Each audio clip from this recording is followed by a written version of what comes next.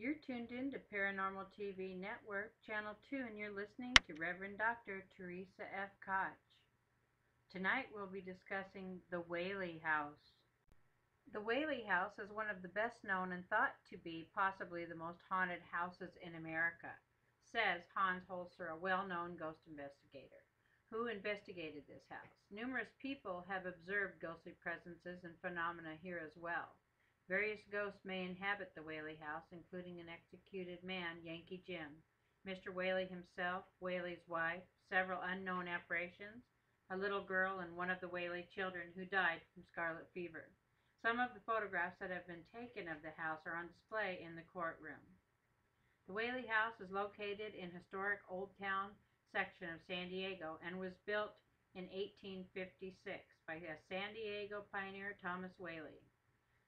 Whaley was a prominent man, and a great deal of old San Diego's high-tone socializing took place in this house.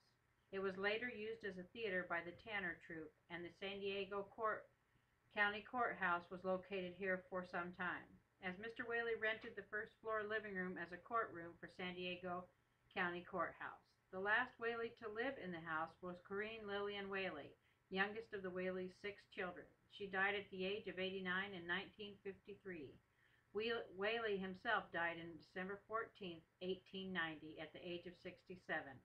His wife Anna lived until February 24, 1913. They are both buried at Mount Hope Cemetery in San Diego. The Whaley House fell into disrepair over the years. Its demolition was prevented in 1956 by the Historical Shrine Foundation of San Diego County, which bought the land and the building. Eventually, San Diego County was convinced to preserve the house as a historic museum.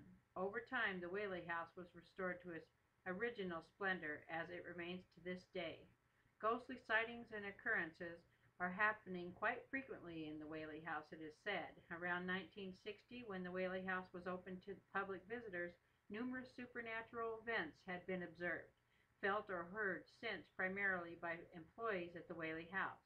Though other observers have been visitors, it seems that these ghostly inhabitants get to know who steadily works here. They have made their presences known in various ways, but not in a hostile way, it is said, as they have been accustomed to having to share their home with strangers since the courthouse days. The sightings only took place in daylight hours. No one, or at least no humans, were present in the house at night, hence no nightly sightings. The oldest manifestation that has been that of Yankee Jim, a convicted man that was hung on the Whaley property before Mr. Whaley had bought the property. According to Corinne Whaley, when heavy footsteps were heard running across the second floor, Mr. Whaley would say, "Don't worry, it's just Yankee Jim." On October 9, 1960, Mrs. Kirby of New Westminster, BC, Canada, entered the house's courtroom, which was empty, and observed the following. "I saw a small figure of a woman who had a swarthy complexion. She was wearing a long, full skirt reaching to the floor.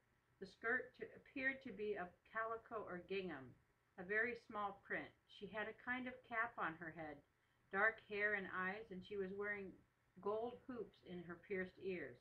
She seemed to stay in this room.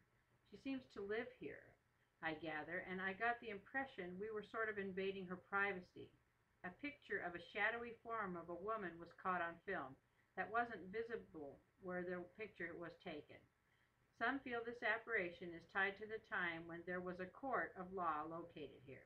As mentioned above, the Whaley family was used to having to share their home for many years. The courthouse was located in the downstairs, but after a terribly busy visitor day that had lots of tourists walking around, a staffer was startled to see that the front door and upstairs windows had all locked at the same time in a firm but friendly manner.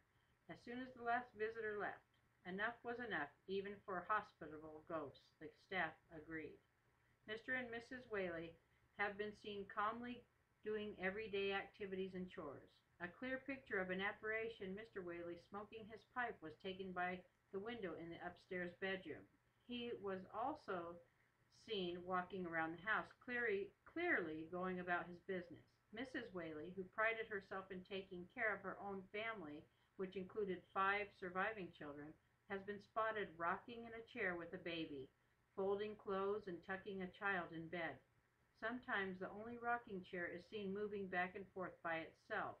Also on winter days when the doors are kept closed and the heat is on in the house, sometimes staff members or other people have felt cold spots moving past them in the upstairs areas, which are assumed to be probably the Whaleys going about their business. A little red-headed girl dressed in late 1800s clothing was recently seen clearly by a staff member out in the garden area smelling the flowers. She was there only 1 minute, and then the next she vanished. This same girl has been seen playing with the toys in the playroom. This child is the one thought to have died in the kitchen after strangling on the clothesline in the outside yard. Also spotted was a ghostly apparition dressed in a frock coat and pantaloons, who suddenly just fades away, as well as the apparition of a ghostly spotted dog. People and staff members have observed the sounds of music and singing, children laughing, a crying toddler in an upstairs bedroom whistling, the smell of cigar smoke, the fragrance of perfume, and the wonderful aroma of baking coming from the kitchen during Christmas week. The crying child is thought to be the toddler that died of scarlet fever. You've been listening to Paranormal TV Network Channel 2, and you're tuned in to Haunted Moments with Reverend Dr. Theresa F. Koch.